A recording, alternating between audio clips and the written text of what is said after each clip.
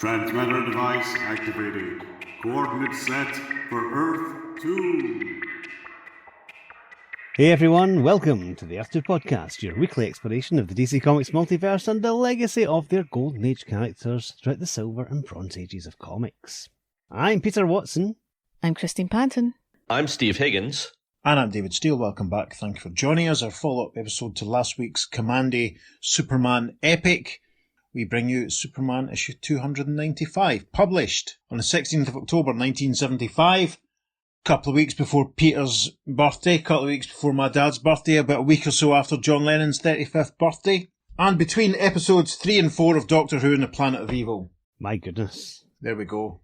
Don't say we don't give you all the information that's relevant. So, issue Superman 295. Peter shall tell us about the cover. We have the cigar band at the top. Superman, small version of Superman, is flying in. There's a small Superman logo.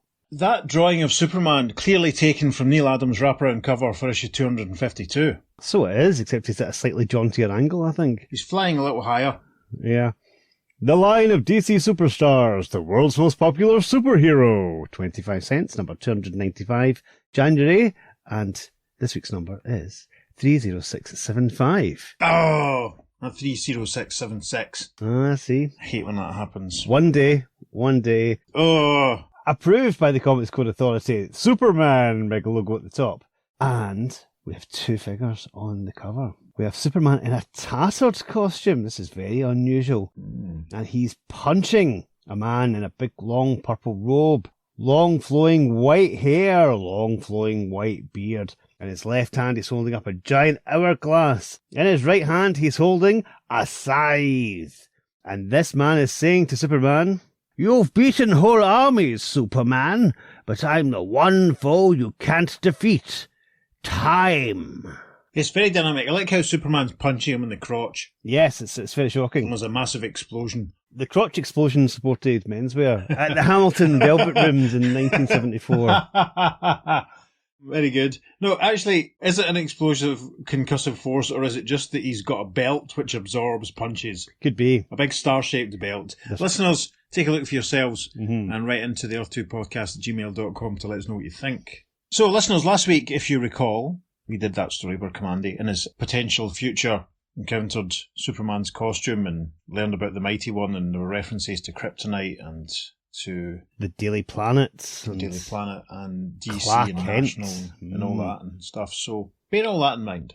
Anyway, without any further ado, cover dated January 1976. My goodness, we are progressing. Finally. We open with a large splash panel, which shows the Father Time figure that Peter described in the cover, flying through the air with a bag of jewels over his left shoulder.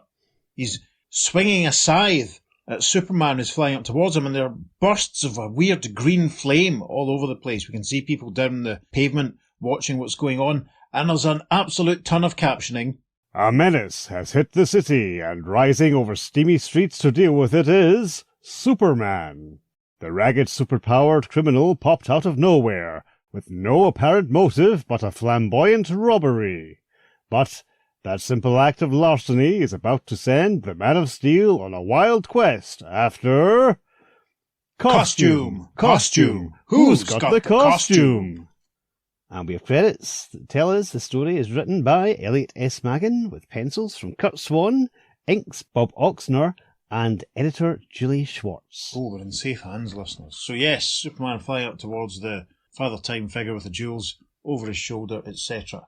First panel of page 2, we're back down at ground level with none other than roving reporter from WGBS, Jimmy Olsen. He has a cameraman with him who has a big power pack on his back and a camera on his shoulder. They're looking up. Jimmy has a microphone and Jimmy is commenting on what's going on. Jimmy Olsen here with a live eyewitness WGBS minicam report on the life and death struggle in the skies above 34th Street between an apparent madman calling himself Father Time and Superman, who seems to be making quick work of this latest flying crazy to hit Metropolis. We see Superman punching Father Time square in the chest. Father Time drops his scythe. The bag of jewels, the jewels spilling out, has fallen to Father Time's left wrist.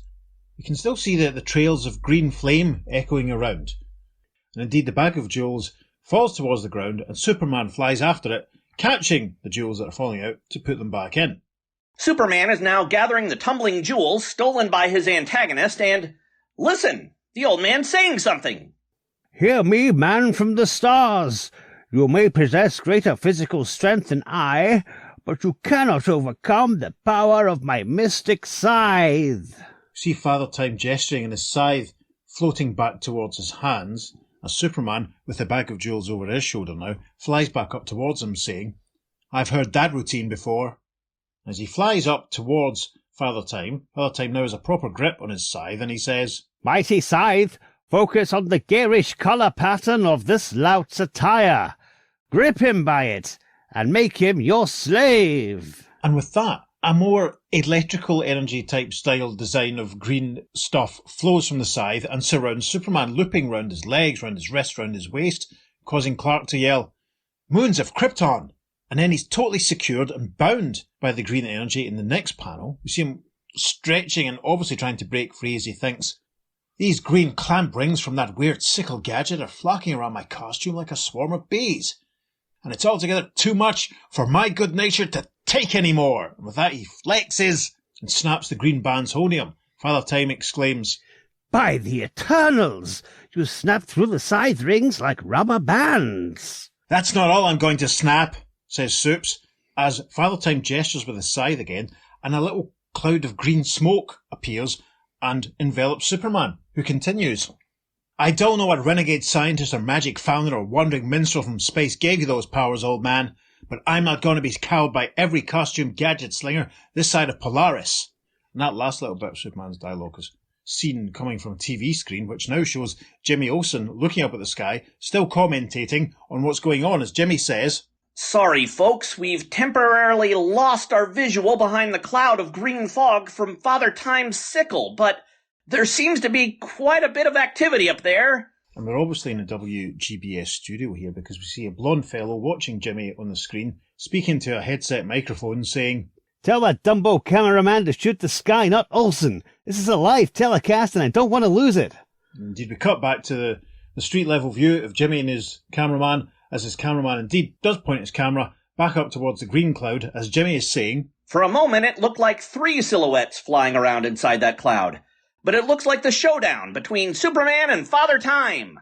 Yes, this next panel is very muddy, listeners. We can see Father Time, cloak looking very dark, as the green smoke billows in front of him. And he swings his scythe. We can see the vague silhouette form of Superman inside, as Father Time thinks, Now to change the form of the fog in the vicinity of the bright-coloured costume. Make it harden, like a cocoon shell around the costume. Father Time's scythe swoops and swirls, and there's a big line of golden energy in front of it, and we can see again what appears to be Superman's silhouette. But as the fog starts to, well, hopefully this next caption reads, And as the deadly green smoke clears, the self-styled supervillain finds... Father Time is now floating beside Superman's uniform, which is empty of Superman. The bag of jewels is still around its shoulder, but Father Time exclaims, He's slipped out of his costume. And sure enough, miles above, shielded from sight by the great distance, we see Clark Kent, Superman wearing his civvies, using his telescopic vision to see what Father Time is up to. See, the Father Time is using the scythe to draw the costume towards him. As he looks at this, Clark is thinking, I removed my costume under the cover of the smog when I realised the old coot was directing his devices against my costume rather than me. He starts to fly down towards Father Time, still wearing his Clark gear. But I won't need a costume to conceal my identity, as I power dive from 50,000 feet faster than any eye can see to send this Father Time clown on a one-way trip to nowhere. And Clark, speeding down towards Father Time, can see Father Time wrestling to remove the costume from his scythe, but then Father Time seems to be aware at the last possible instant that Clark is powering towards him. He looks around, and then he's gone. Clark is astonished. His thoughts continue. Nowhere. He's vanished with my uniform. See the bag of jewels still hovering in midair, though, and a little last remaining cloud of green smoke. As Clark thinks, got to stop my super speed plunge without slowing down enough to be seen. And he's able to do so. He zooms down, but then zooms back up again. We can see Jimmy Olsen and his cameraman still on the street as a caption reads, why doesn't super speed friction burn Clark's suits? is treated with special chemicals to protect it, and those chemicals dye all Clark's suits blue. That's interesting, because he had a couple of brown suits at one point He did in the early 70s. a few years ago after the Kryptonite No More stuff. Mm-hmm. First panel of page 6, Jimmy on the TV screen again, saying, And no one is quite sure what's happened in the past few moments as both hero and villain have vanished from... Wait! Tumbling from the sky, it's the jewels stolen by Father Time. A fitting end to an exciting story. Yes, we see the back of Jules land with a thump in front of Jimmy on the pavement. The chap with blonde hair and the headset mic, who was watching Jimmy, we can see he's got a clipboard, suddenly looks over his shoulder at this point, saying, Kent, cutting it a bit close, aren't you? We see the next panel, Clark is running in to take his seat at the WGBS news desk. See what looks like Steve Lombard already in position. The blonde guy with the headset continues, Where do you disappear to during these live reports anyway? Oh, nowhere in particular, Josh. It's just that the tension of a real-life drama going on upsets my digestion. Clark, you're such a wuss. And just as Superman transforms himself into timid, bungling Clark, so does Clark transform before the camera. You see Clark saying down the lens, Thank you, Jimmy Olsen, for quite an on-the-spot report. And we see Josh, for that's the name of the blonde guy, saying to a cameraman colleague, Look at that, will you? A crisp, confident newsman sits there, where a snivelling schmo was a second ago. How do you figure it? Next panel, we see Clark continuing to make his report, as we see Josh sat in the chair popping a couple of pills. Now, I hope they're for indigestion, like Clark mentioned a second ago, and not for any other reason. Clark is saying, And the Commerce Secretary claims to see an economic light on the horizon. But as he's speaking, he's thinking, Imagine me, Superman, being tricked by a loony in a Halloween suit who only wanted to steal my Superman uniform all along. Now we hear Clark wrapping up his bulletin as he says, For WGBS News, this is Clark Kent saying good night and good day. Top of page 7, see Clark exiting the studio, deep in thought. I don't know why he wants my uniform, but he hasn't heard the last of the Man of Steel. He's greeted by a friend in the next panel, as Lois says, Hi, Clark. Is our dinner date still on for tomorrow? Clark's still deep in thought, though. Supervillains all seem to have gimmicks, like Toyman or Mirror Master or the Penguin. This guy decided to be Father Time. He rigged together a silly outfit, probably faked some superpowers and stole something. Anything, just to attract my attention. He wanders past, blithely ignoring Lois, who thinks, Clark's lost in one of his daydreams again, where he wouldn't notice an earthquake, let alone Lois Lane. We're outside the building now, as we see Clark getting on the bus to go home, and then he departs the bus at 344 Clinton and goes up into his apartment, and all this time, we had his continued thoughts about Father Time. He put me in a situation where the most logical way for me to act would be to take off my costume as a decoy, but then he vanished without a trace. No ion trail as a teleporter might leave, no disruption of the air, taking my original costume with him.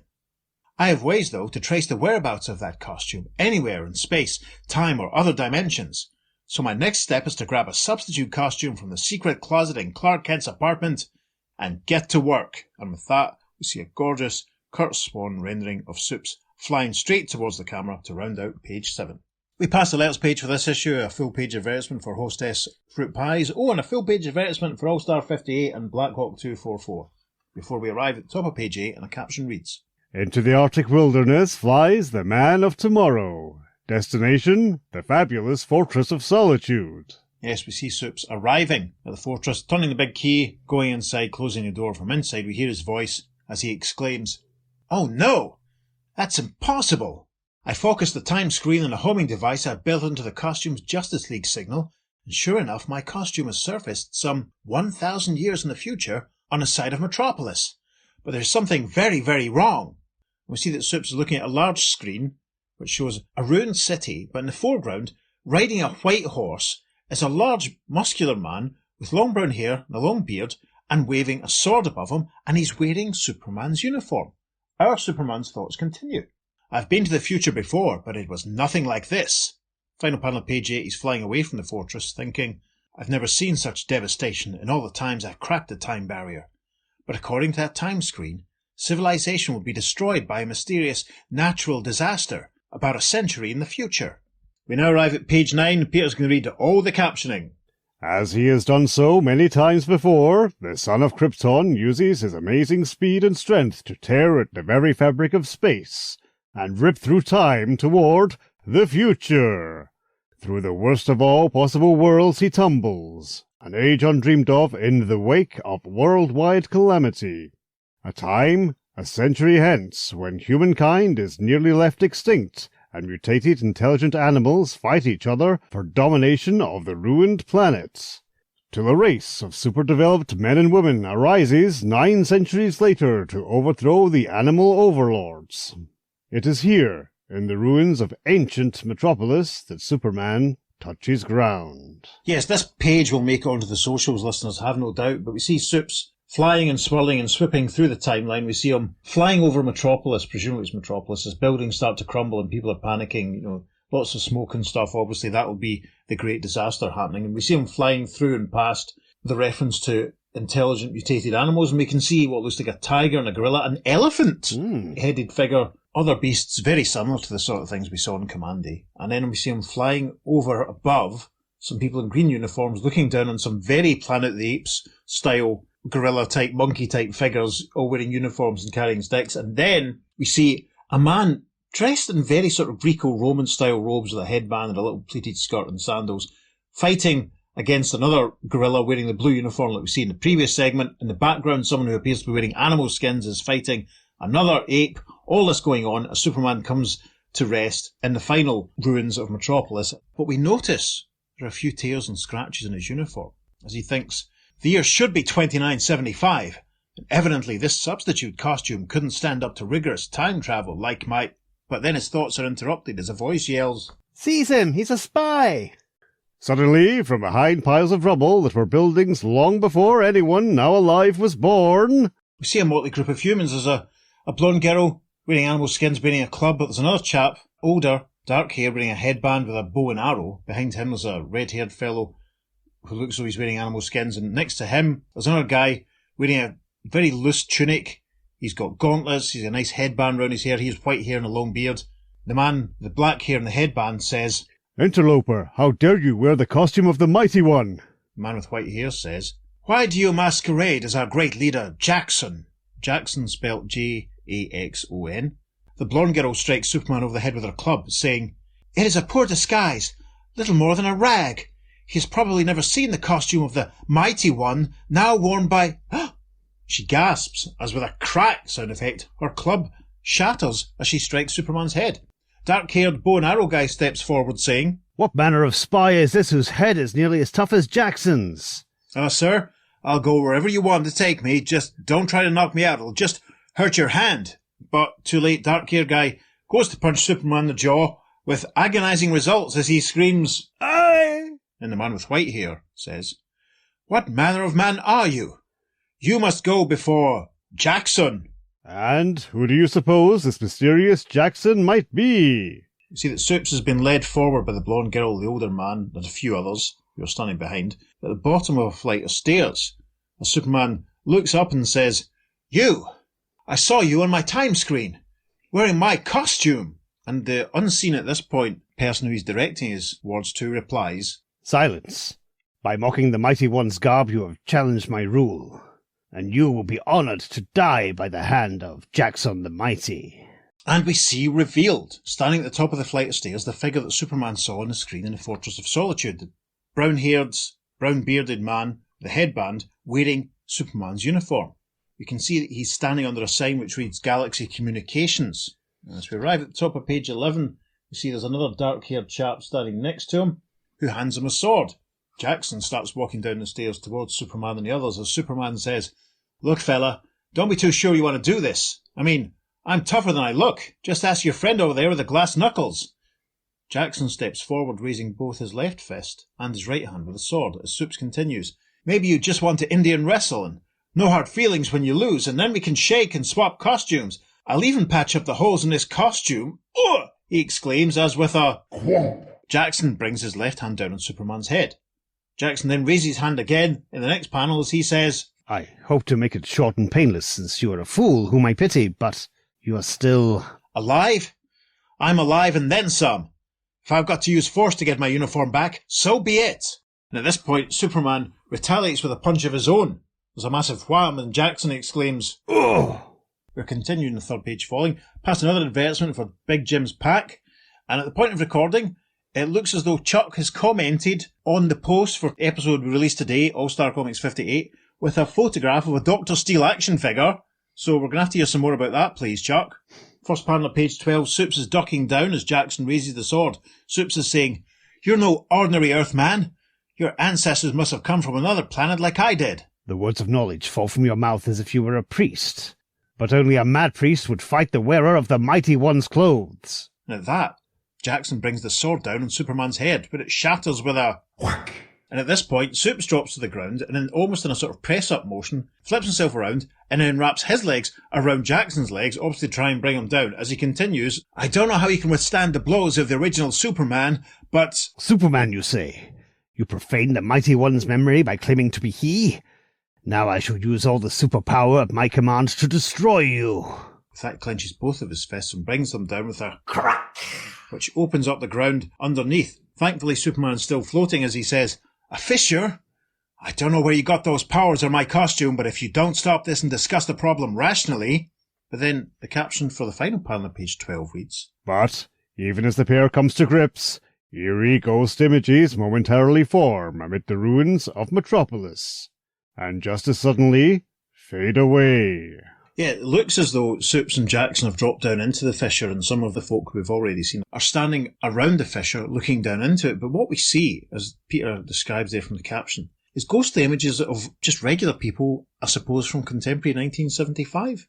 It's a man and woman, arm in arms, another woman with glasses, another man in a suit, and they all glow very briefly and then fade out again. But in the fissure created by a blow to the ground of this barbarian king... Yes, we see that Jackson has one arm around Superman's neck and appears to be holding Superman's right arm behind his back with the other hand, and Jackson's saying, You dare challenge my right to wear the costume I personally liberated from the man-gorillas, who held it in the vault, thinking the Mighty One would want to return to reclaim it from such as them. An asterisk takes us to a footnote. As shown in Command D29, or indeed last week's episode of this podcast. Jackson's thrown Superman up and out of the hole into the air. Jackson flies up after him in the next panel, saying, I have defended my colours against all comers and vow to return it only to the Mighty One himself. They collide violently in the next panel. Once more, as both warriors connect, Jackson's frightened followers notice the ghost city reappear, only to vanish once more from sight. Yes, we see ghostly images of the original fully formed skyscrapers of Metropolis, fading back in and then fading back out. But the Man of Steel has no time to ponder the meaning of Jackson's words before he must counterattack, because for the first time Superman begins to fear his opponent may be mightier than he. Yeah, we see Supes grabbing Jackson, whirling him around at speed, and hurling him down towards the ground. We see Jackson's acolytes scattering as their leader creates a funny Looney Tunes-style silhouette in the ground. He then climbs out of it in the next panel, as the blonde girl looks on and says, Surely no one this powerful has ever challenged Jackson. Look, Jackson is climbing out, and he's about to use his amazing heat vision. And then in a close-up, we see Jackson using his amazing heat vision, which fires up and flies towards Superman. And as the searing blast chars Superman's not-so-indestructible substitute costume, 20th century Metropolis materializes for a moment. And indeed it does. We see a glimpse of the shining full skyscrapers in the background. As we arrive at the top of page 15, Jackson and Superman fly towards each other at speed. I cannot allow this to continue. The interloper must be destroyed. Down on the ground, we see a white-haired man wearing a blue hooded robe amongst the observers of what's going on, and he says, The old seers say that in a fierce battle the Mighty One shall return, to rebuild the old world as if it were new. But few heed the cryptic words of the pious old man as the battle rages. Moons of Krypton! Exclaims Superman as he and Jackson collide again with huge concussive force, and this causes Jackson to pause. What was that? What did you say? And Supes replies, It was a phrase of surprise at your strength. And then he looks around and says it again. Moons of Krypton! And we see that Superman and Jackson and about 7 or 8 of Jackson's acolytes seem to be standing on the pavement in contemporary 1975 Metropolis. We see the Galaxy Communications building. Oh, take a drink. There's a rubbish bin there which says Keep Metropolis Beautiful. and a few people standing around, one of whom is clearly Lois Lane. Jackson is astonished, and we see his acolytes looking around in puzzlement as well. Instantly, the ruins of a devastated 30th century civilization melt away and are miraculously replaced by Metropolis, 1975. Superman is as disorientated as anyone else to find himself suddenly standing on a street of 20th century Metropolis, intact. We see Jackson and his acolytes, including the old man in the robe and the blonde girl, all kneeling down before Superman. Jackson almost has his hands clasped as he says, "You uttered the name of the Mighty One, the name known only to the wearer of the uniform, to the priests, and to the Mighty One himself. You have returned, as the prophecy promised." At this point, Lois steps forward and with immaculate timing says, Superman, what's this?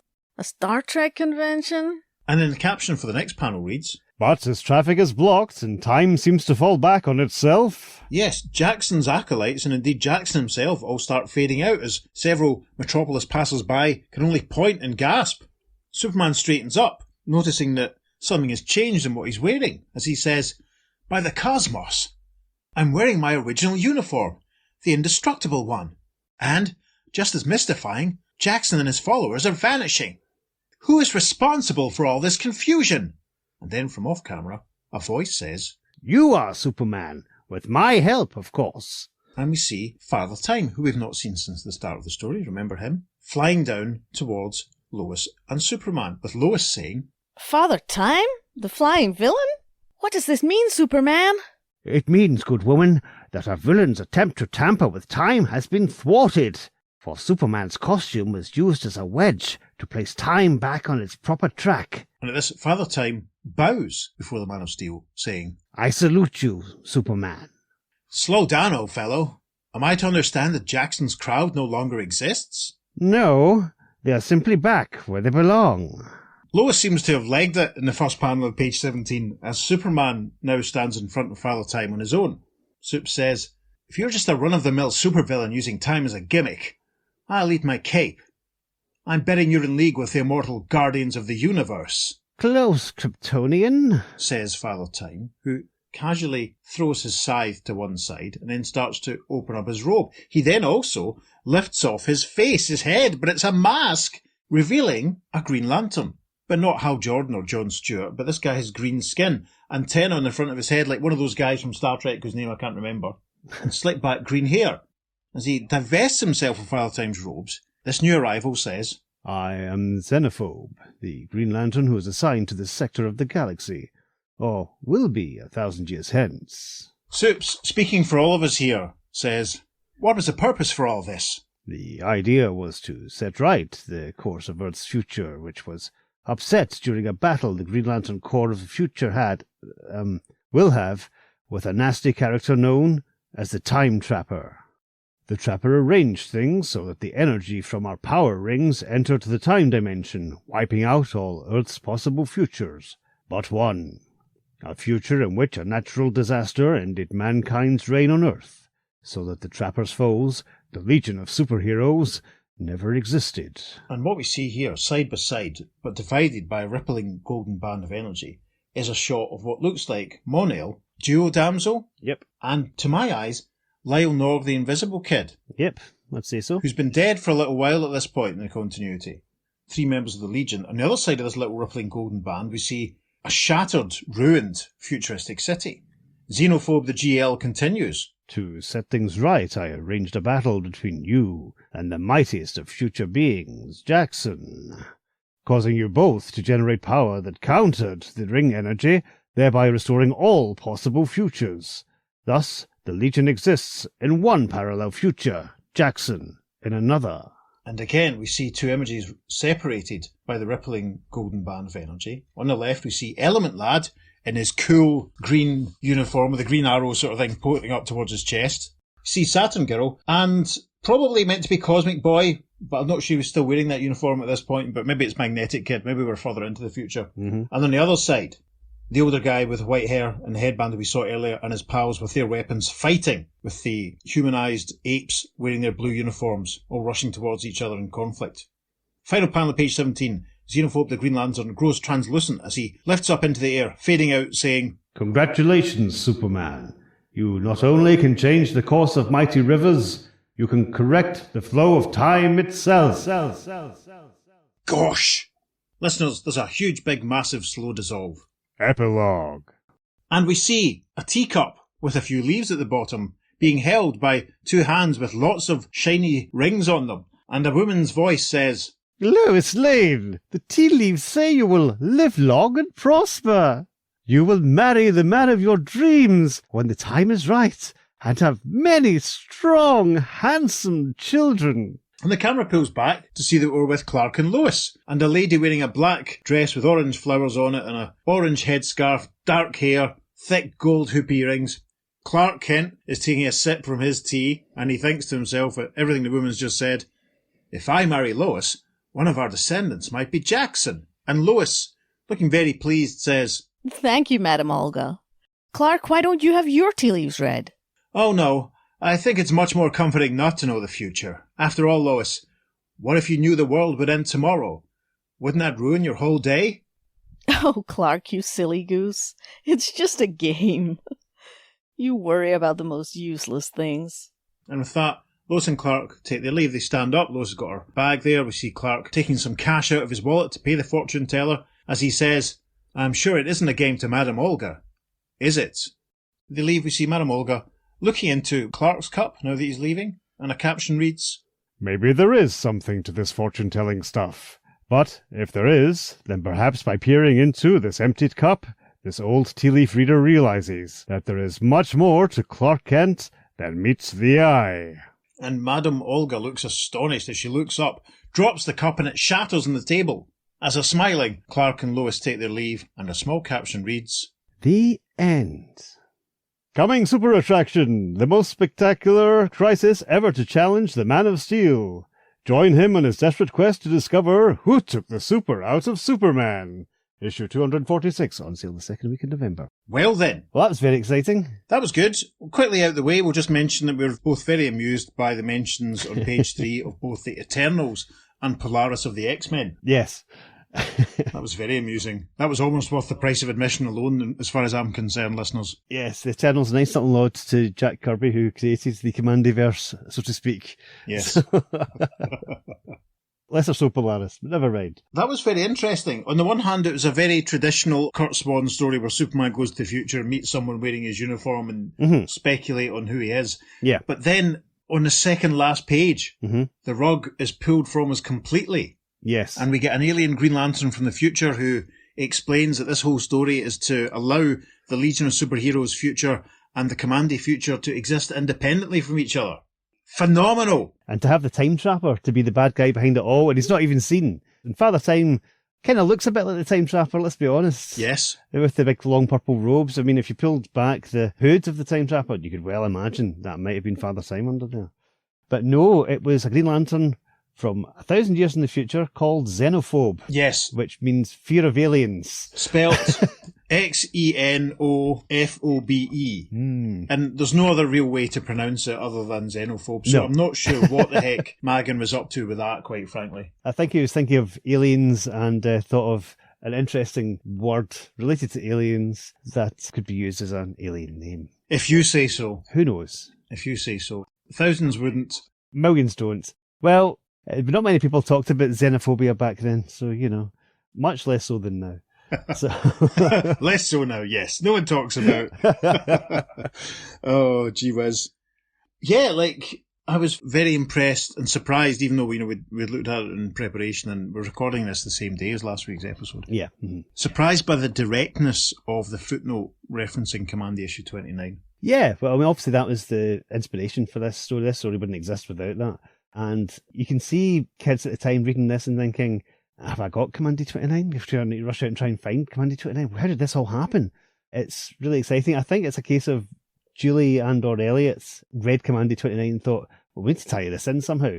We can't just leave that hanging out there, you know? Yeah, because they obviously sort of thought, if Jack Kirby is leaving, obviously other folk took over Commandy after he left. Yeah. it must have been agreed that if it wasn't going to be referenced again, I mean, this is only a few months later. This is, 8 months afterwards? Uh-huh. That's about enough time to kind of to put it all into motion. And it's obvious that somebody somewhere must have thought, we can't just leave this hanging, this story from Commandy 29. We've got to deal with it sooner rather than later. Yeah. So maybe the folk from Commandy were like, no, we're not going to do it. Or else the Superman editorial room was keeping an eye on Commandy going, hey, wait a minute. Yeah, uh-huh. And it's interesting that so it says that Jackson is wearing the real costume. It's the same one that Commandy and Ben sort of it's such a specific tie-in. It's absolutely fascinating. Yep. And Jackson, we don't really know anything about him because, he's got apparently Superman's powers. Exactly. It's not like he's getting them from the costume. He does actually have the powers. Yeah. Which is just really weird because we don't really know where he came from. We don't really know much about him. Clark speculates at the end that he's a descendant of him and Lois. I think that's the only answer you sort of need, and it's it's a possible future sort of situation thing. He might be a Daxamite. Or he's the descendant of Clark and Lois. it's there. That's obviously. I think that's obviously what Magan intended. You're supposed to read it as this guy is a descendant of Supes. Oh yeah. And of course, Commandy 29, they're sort of speculating that the real Supes might still be around.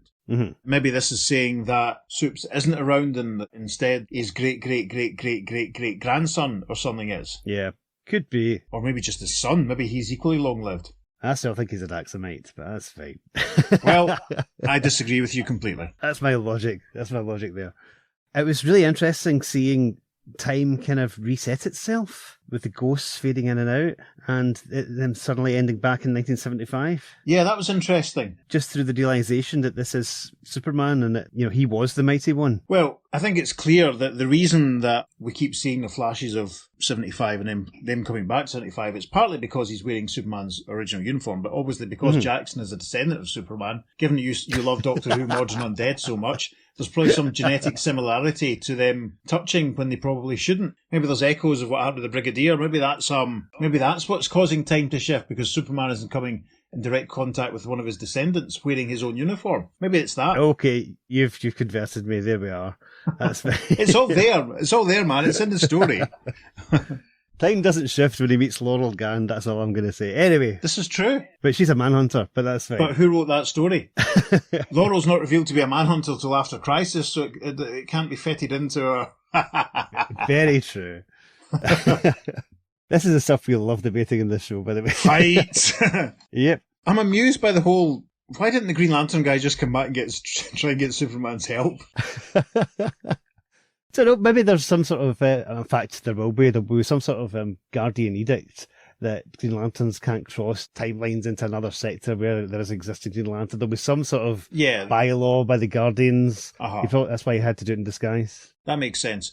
And of course, there is that slight giveaway that we might be dealing with a Green Lantern when all of Father Time's powers seem to manifest with this green flame or with green clouds. Yeah, I like that hint early on. That was quite good. Yeah. That's quite good. It's really funny, though, that that Father Time thinks he can get Superman's attention by doing a minor jewel heist. Yes. That we don't even see. I'd love to have seen like an extended version of this where we see Father Time rob a jeweler's with his leather satchel. Maybe this will be the plot of the next James Gunn Superman movie. Could be. Listeners, we're recording this the day after tickets went on sale and the final trailer was released for James Gunn's upcoming Superman movie. And at this point, is when we release the episode, the film is very, very close. My anticipation is huge. As is mine. Mm-hmm. Mr. Terrific and Guy Gardner in a movie, for crying out loud, etc. Well, you've got your action figures already. I think I'll probably have bought them by now. I know they've been stashed. I'm tempted to head in and get them after we finish recording, but that might be silly. Maybe I'll do it tomorrow. Joe, actually, as a story, I really, really enjoyed it. It's quite intelligent, and I like the way it's concerned with dealing with continuity in a way that we haven't really seen very much of yet. True. Yeah, there's a lot more of this in the Bronze Age, and then once Roy joins DC properly, it'll be all about that. Yeah. So strap yourself in, folks. It'll be fun. Yes, I mean the fact that we've seen the Legion there for maybe the third time on our show. Yeah. It's amazing. Nice to see Invisible Kid. Because, issue 203, when was that published? That was 2 or 3 years ago at least by this point. I'm gently thrilled by the fact there's a Green Lantern Legion Commandy crossover all happening at once in one issue. Yeah, that's weird. Although I'm sure this might contradict who the Green Lantern is in the Legion timeline at this time. But again, Yeah. Green Lanterns can change fairly quickly. I can't remember who had the ring before Ron Vidar. I don't think it was this guy. I've not read that in a long time. I can remember Ron's having the ring. Spoilers, when him and everyone else go after the Time Trapper because of what happens to Superboy. Spoilers. Mm-hmm. But that's post-Crisis, but we'll maybe talk about that. Yeah. Probably we'll talk about that in our Crisis Aftermath segment of the show in a few years' time when we get there. Yeah. I remember him being a GL then, and right at the time I was just first getting into the Legion, I was fascinated by the idea of who might be a Green Lantern at that point, and it made sense Yeah. for him to be, if not a member of the Legion, to at least be hanging around with the Legion. Yes. Uh-huh. I mean, the Green Lanterns hardly ever turn up in Legion stories. There was that issue in 295. Right. Got several lanterns in that one, but obviously they might not even have been from the same sector, so who knows? Yeah, I need to have a look at that. I wouldn't have read that for a very, very long time. Mm-hmm. But yes, lots of Marvel-style continuity fun to be had. Yes, but another Legion connection which I think you will enjoy Right. is, when I read this story, I thought, Jackson, I know that name, and that was really bugging me. And at first I thought I was just thinking of it because that was the name of the goofy rabbit kind of character that appeared in Marvel Star Wars comics. Sure. Although that's with 2 X's. But I thought, no, there's something else that's sticky in my mind. And then I remembered, of course, there was another Jackson called Jackson Rugarth from Legion Continuity, who was the Infinite Man. Ah. Yeah, so that might... I mean, I'm not saying it's the same Jackson, like from a different timeline, but it may well be. And listeners, I think I might have said the Forever People become the Infinite Man last week. Yeah, I asked you about that because one of the apes looked like him. Yeah, but that's actually the Infinity Man, the similarly named character. So there was another Jackson who was the Infinite Man. Interesting. Again, a future character called Jackson. Coincidence or merely chance? There's no such thing. Very interesting. And of course, we will return to the futures of both Commandia and Legion of Superheroes in a couple of years on the show. Mm-hmm. Before we move on to the letters, there's one more character in this I want to call out, and that's Josh. Josh, the stressed out producer of WGBS News. The pill-popping Josh. Well, you would be popping pills as well if your main anchorman kept disappearing and reappearing. Well, mate, I would just widen my capacity to deal with such things. I don't pop pills when I'm stage managing or anything like that. He's probably got a stomach ulcer he's working on. Yeah, well, that's what I said at the time. Hopefully it's for his indigestion. Yeah. Given that Clark was sort of commenting on it, but it's a very amusing sort of sight gag, isn't it? Yeah. Especially when Clark sits down and starts doing the news and Josh is like, what a guy, what a pro. And then pops a couple of pills. Nice to get that little look into what Clark's up to at this point. We haven't done too many Superman stories recently, so it's nice to kind of see what he's up to. Nice to get, of course, cameos from Lois Lane and Jimmy Olsen, which means we can say thank you to Steve Higgins and Christine Panton for voicing them for us. Absolutely, yes. Thanks, guys. Saves our voices a little bit, so thank you. Makes it more interesting for the listeners.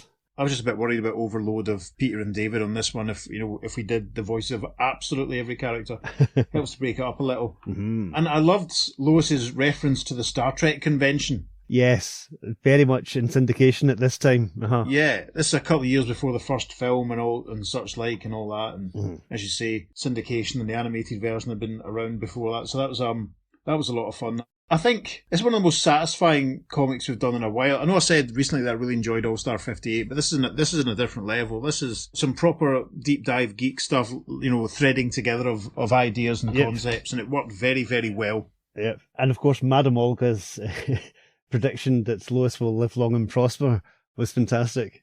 Yes, another little Star Trek reference. Yeah. Let's move on to the contemporary correspondence then. Yes.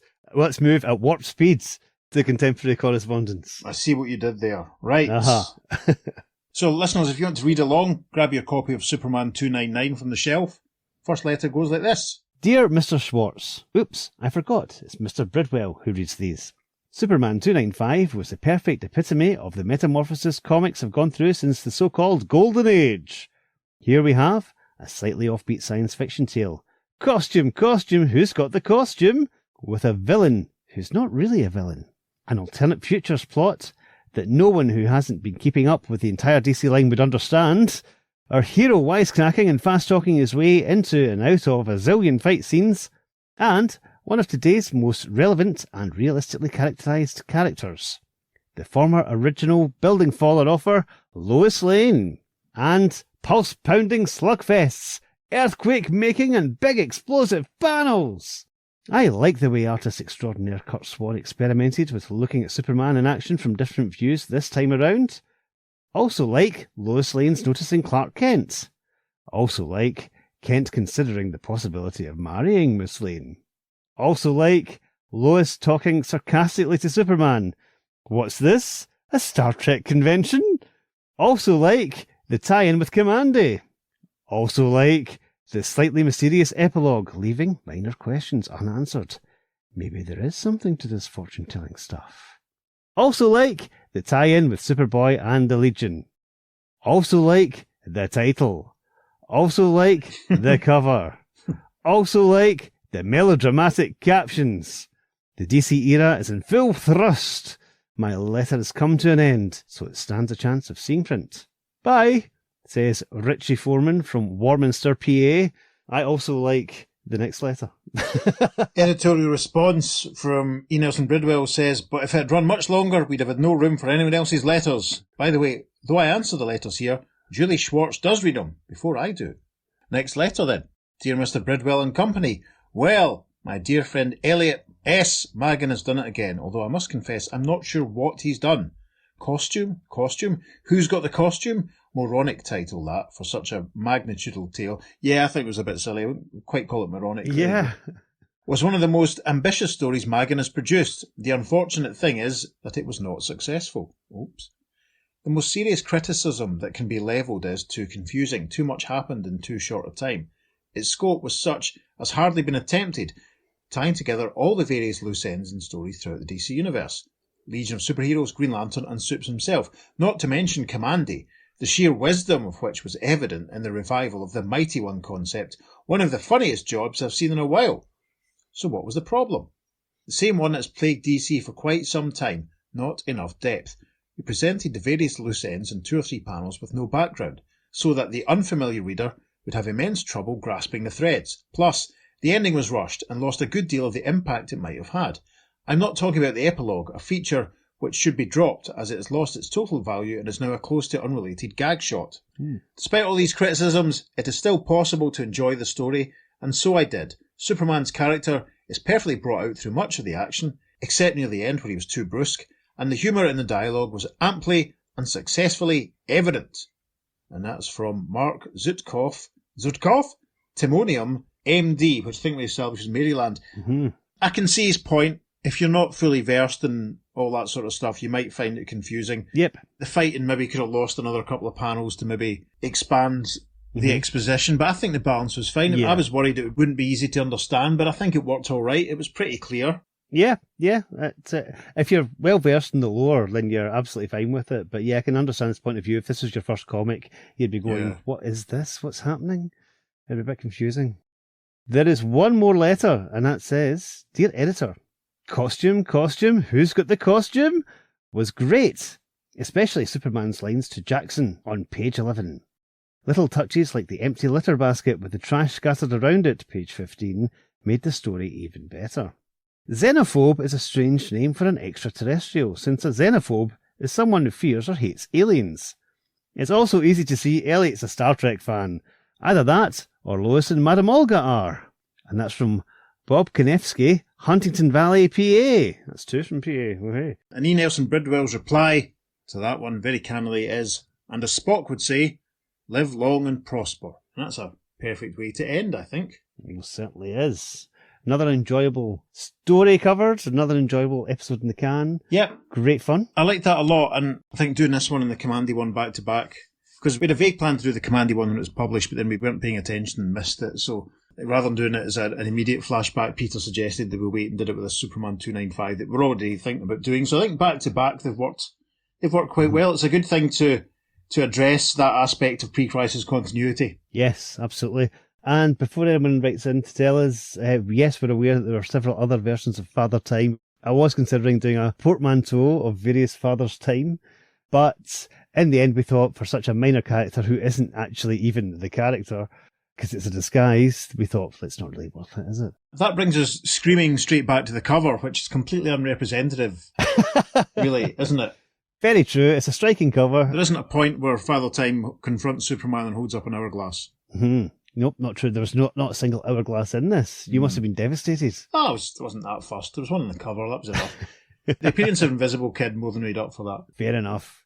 Folks, what did you think of this story? You can write to us and let us know. You can email us at theearth2podcast@gmail.com.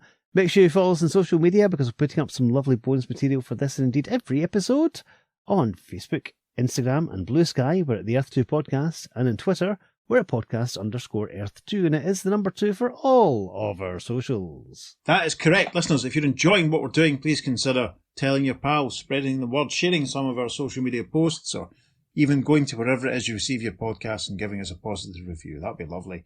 As I always say at this point, if you're feeling super generous, you could consider going to our coffee page and buying Peter the price of a beverage. I don't think there was much to edit this week as there was last week. Certainly not. It's not. No, the internet only crashed a couple of times, slightly mildly this time compared to the last one. I had to book an appointment for an engineer and everything, listeners, which I then cancelled because everything started working again. That's a little further behind the curtain insight. To the lengths we go to bring you these episodes. Indeed. Listeners, very quickly before I go, by the time this episode is released, I will have appeared as a guest on an episode of JSA in the 90s, part of the JSA Presents, Strand on the Fire and Water Podcast Network, in the company of the irredeemable Shag himself. Shag and I discussed issue 8 of the 1992-1993 JSA series, Just Out of America series. It would be great if you checked it out if you haven't done so already. I had a great time with Shag talking that issue and talking about the legacy of people like Hourman and the Spectre and such like. It was great fun, and hopefully you'll get Peter and I back on before too long. Who can say? Who can say? And if you want to find out more about JSA Presents, let's hear it from Shag. It's the year 1992, and the Justice Society of America, the world's first superhero team, make a triumphant return after 6 years trapped in another dimension. Finally home, the JSA find themselves relics in a world that has moved on. It's the age of pulse-pounding action, where the rules of fair play are tossed aside for gritty violence. Our heroes ask themselves, does the world still need a Justice Society? Oh yes it does. Join me, the irredeemable Shag, for JSA in the 90s. We'll delve into the 10-issue Justice Society of America ongoing series, drawn by the iconic Mike Parobeck. We'll explore the 8-issue retroactive miniseries and unearth hidden gems from the era. Join us for JSA in the 90s, available as part of the Justice Society Presents podcast feed.